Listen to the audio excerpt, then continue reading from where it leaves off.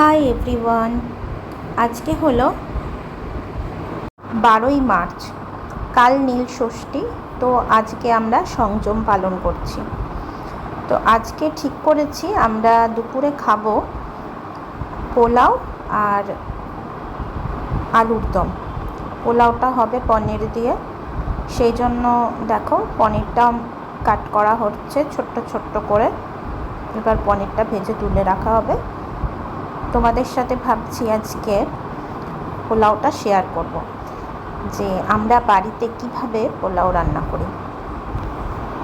প্রথমে দেখো কড়াইয়ে তেল গরম করে অল্প একটু নুন দিয়ে নিলাম, যাতে পনিরগুলো ভাজার সময় পনিরগুলোর ভেতরে নুন ঢোকে।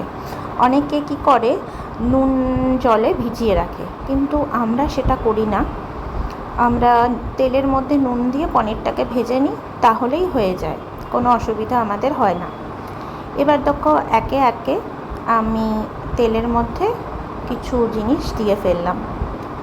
প্রথমে একটু ঘি দিলাম, তারপরে তেজপাতা, তারপরে হচ্ছে এলাচ, দারচিনি, লবঙ্গ, এগুলো দিয়ে নেড়ে নিলাম।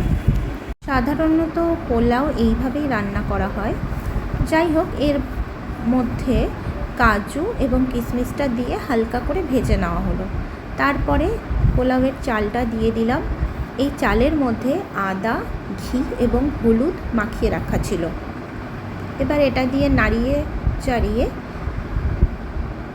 নেওয়া হলো ভালো করে।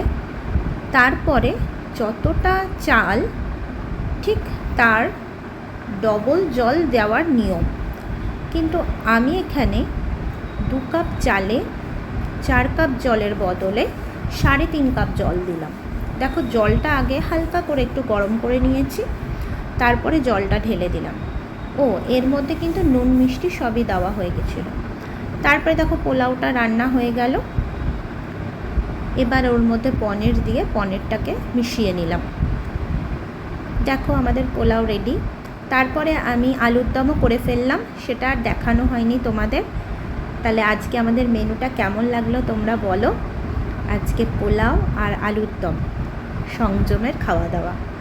দেখো এখানে আমরা সবাই বসে গল্প করছি আর খুব মজা করে খাচ্ছি। তোমাদের কেমন লাগলো জানিও।